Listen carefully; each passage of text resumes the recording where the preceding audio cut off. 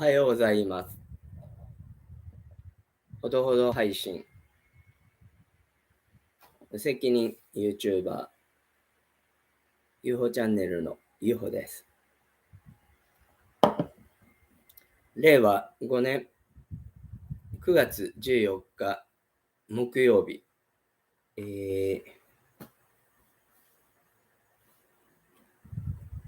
今日が旧暦の7月のみそか月だそうです。明日が昨日ですね。8月。8作。新月です。明日あたりまで、なんていうんですか、水星の逆行って言って、別に逆になる、軌道が逆になっていくわけじゃないですけど、地球からの見え方がそういう風なようで、水星の逆行をしてる最中っていうのはなかなかちょっとトラブルみたいなことが多いという話も聞いたことがあります。実際、私の身の回りはそんなのばっかりで、そうなのかなっていう、それが原因かどうかはよくわかりませんけど、そう言われればそうかなっていうことですね。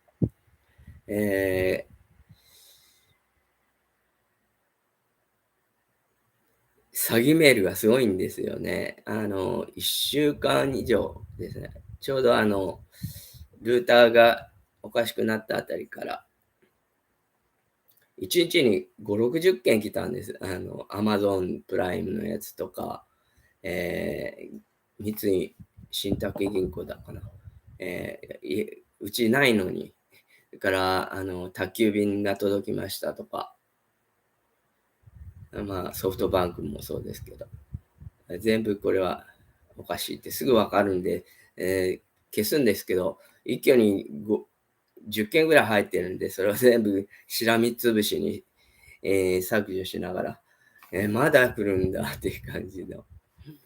何か、昨日ぐらいからちょっと少なくなって、今朝はまだ来てないんで、もう終わったのかな。水星の逆行が終わるからかなと思ってますが、今日は母の面会の予定だったのが、さっき、施設から電話がありまして、職員さんでコロナに感染した人が出たみたいで、しばらく面会中止ということで、それをまた、っていう感じの朝になりました。それでまあ、落ち着いて今日は特に買い物以外は外へ出る用事はないので、ここのとこ3日間、家の前にすごいこんな草が生い茂ってて、本家の、土地を市に、公道っていうか、市の道に、譲ったから、三田川君の草買ってくれって言われて、本家の婿さんに、命令されたんで、ちょっとムッときましたけど、ちょっとそこのとこは交渉して自分の納得いくように、してから、まあ、生かされている喜びのヒノキシンで、結構楽しく今草刈りとかできるんで、ちゃんとやる前に鎌を研いでですね、朝起きて6時ぐらいから8時ぐらいまでかみさん出かけていくのを合図に帰ってくる感じですけど、でシャワー浴びて、お勤めして、始めています。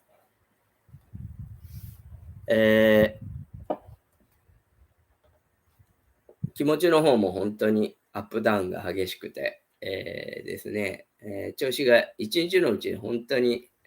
有頂天から地獄の底まで味わうみたいな、それはちょっと大げさですけど変わりが激しいですね。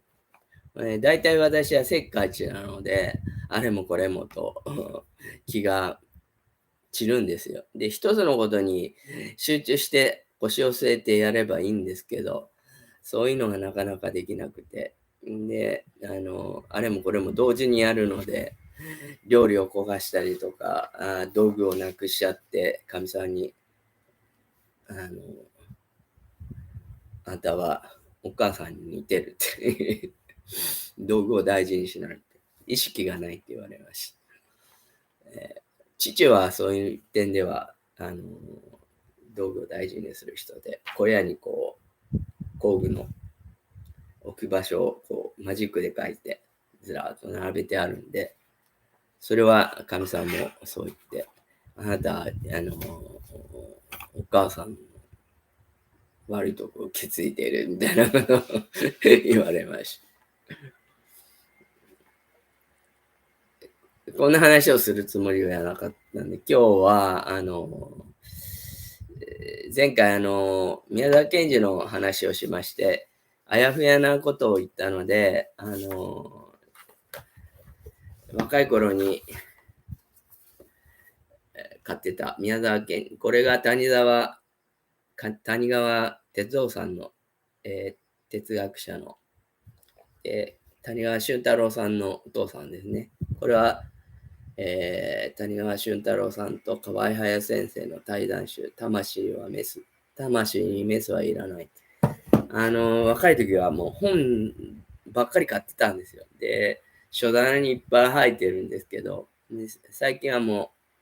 う開くことなかったんで、ちょっとこれをどうだったかなと思って、久しぶりに見たら、やっぱりいいですねって感じで。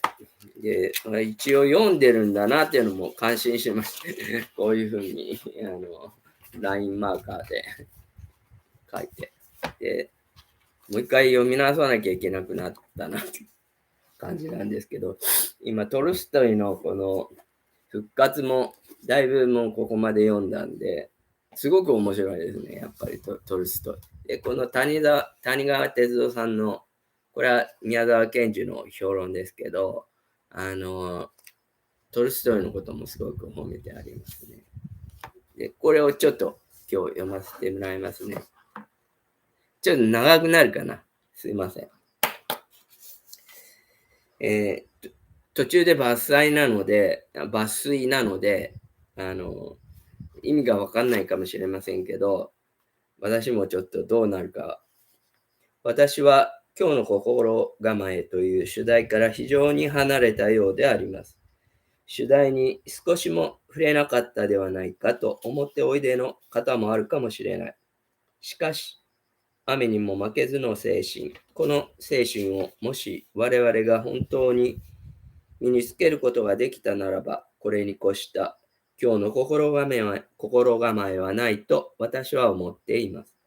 今日の事態は、ともすると人を興奮させます。しかし、興奮には今日への意味はないのであります。我々は何か異常なことを一挙にして成したいというような望みに、今日とも、今日ともすると、今日ともするとからがれがちであります。というような望みに、今日ともすると駆られがちであります。しかし、今の日本に真に必要なことは、我々がまず自分に最も手近なことを誠実に行うことであります。昔の武士たちは、平常時には異常時の心構えを、異常時には平常時の心構えを持つようにと教えております。事実、昔の武士たちはその心構えで生き、かつ死んだのであります。平常心、これ道という言葉が東洋の古い言葉にあります。これは人々が非常の場合に絶えず鑑み、生死の境を幾度もくぐってこなければならなかった時代に生まれ、愛好された言葉でありまして、それだけに今日の我々がもう一度噛みしめるべき言葉であると私は思います。もし今日の日本人の一人一人が自分の持っておる何かの欠点をたった一つでもいい、本当に直したいという決心をし、その決心を実現することができたとしたら、実に計り知れぬ国力の充実になると私は思います。ところがたった一つの欠点でも、これを直すということは誠に難しいことで、これこそ大勇猛心を必要とすることであります。日本人全体とは申しません。ここにおいでの皆さんが、もし自分の中のただ一つの欠点でも、本当に直したいという大勇猛心を起こされて、そしてそれを本当に直し仰せることができたとしたら、それは日本の国力をどれほど増すことになるかわからないと私は思います。我々の身近なことというものは、それほど大きな意味を持ち、そしてその毎日毎日の身近なことを立派にやりおせるということは、それほど困難なのであります。ずっと読んでいたいんですけど、またもう一つ別の章立てのところがあって、この前、映画で、グスコーリブドリの伝記を読んだ、ところが出てくるので、グスコーリブドリの映画の感想で私が言った詩のことがちょっと出てくるので、お友達よ、一緒に正しい力を合わせ、我らのすべての田園と我らの生活を一つの大きな第四次元の芸術に作り上げようではないか。これ、宮沢賢治の詩の一節ですね。そして、これについて、まず、もろともにの言葉が来るのであります。したがって、この、まず、もろともに輝く宇宙の微塵となりての意味を説明するためには、議論の根本の趣旨を、それの背景として説明しなければならない。それについては、序論に特に重要ないくつかの言葉があります。第一に、世界が全体幸福にならないうちは、個人の幸福はありえない。この言葉は、賢治の根本の立場を示している言葉の一つであります。こういう言葉は、言葉そのものとしては別に珍しい言葉ではない。昔から多くの人たちがそれぞれの言い方で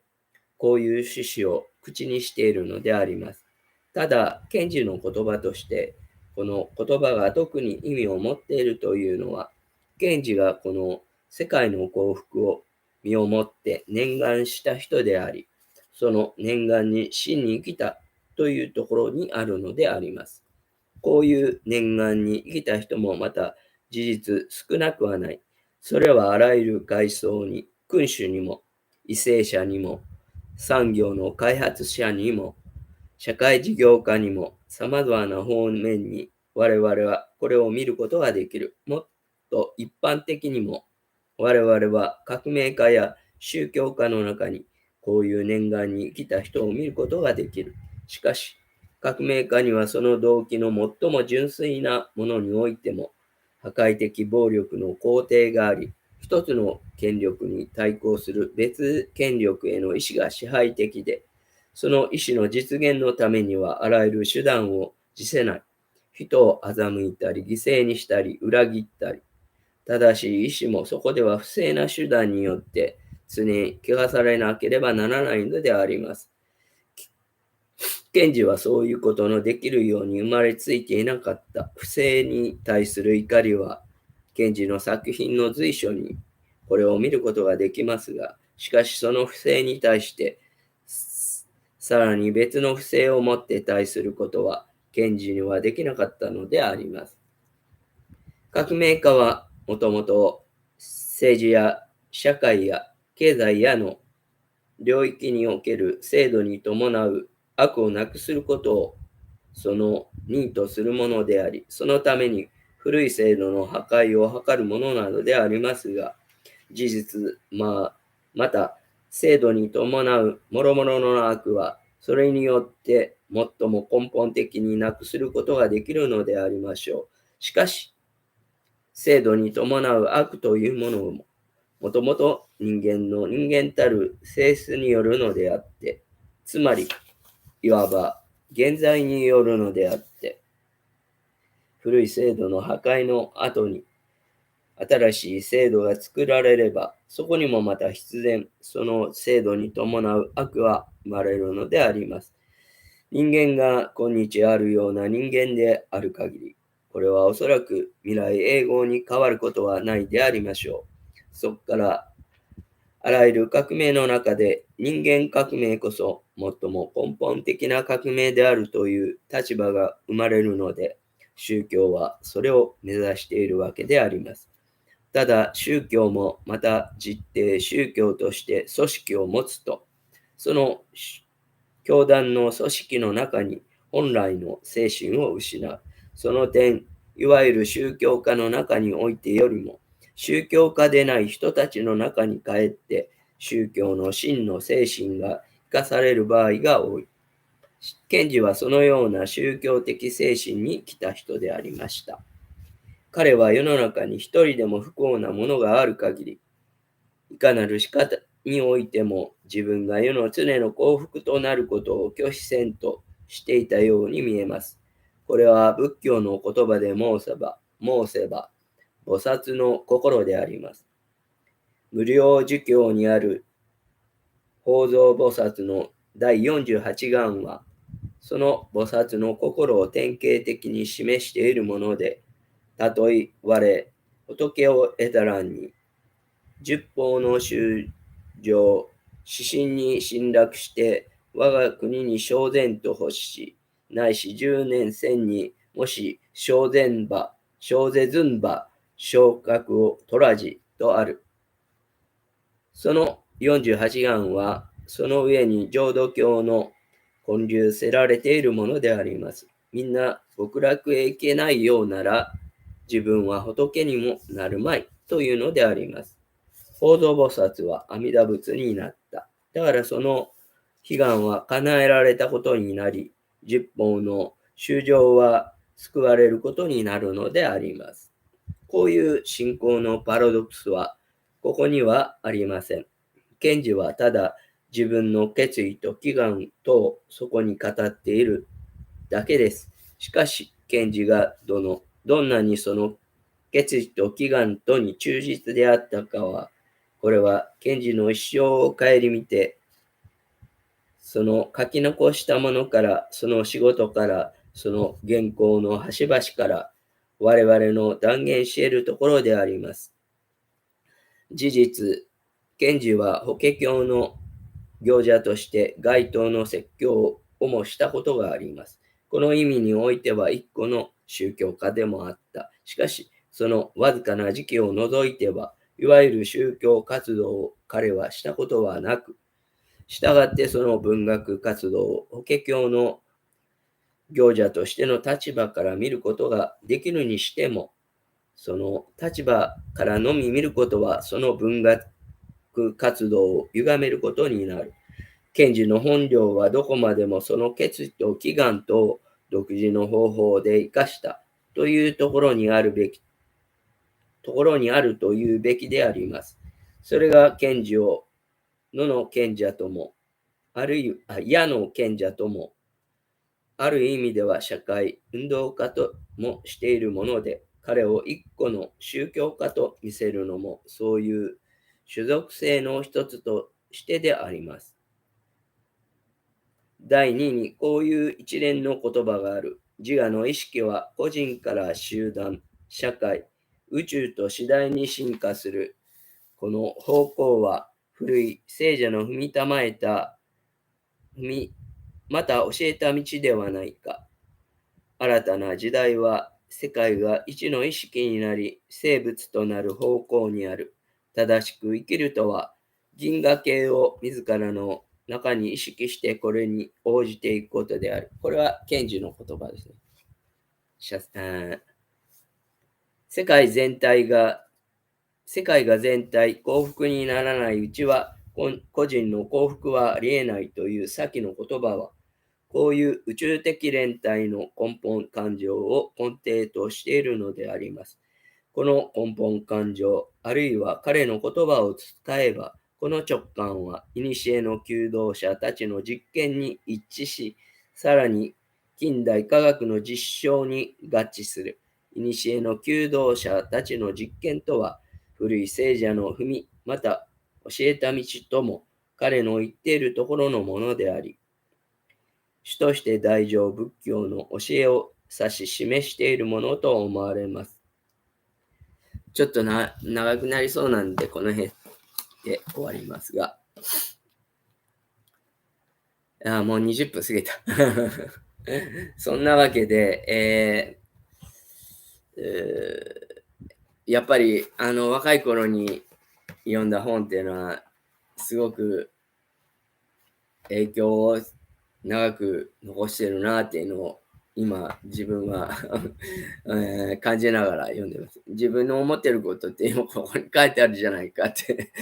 思って、いました。ケンジもだいぶ、先を生きた私以上にせっかちな人ではなかったと思うんですけど、4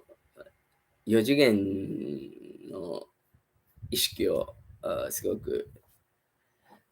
自分の生活の中に見てたようで、4次元ですね。今、アセンションとかいうのは、私はようやくそのアセンションっていうのが分かりかけてきたので、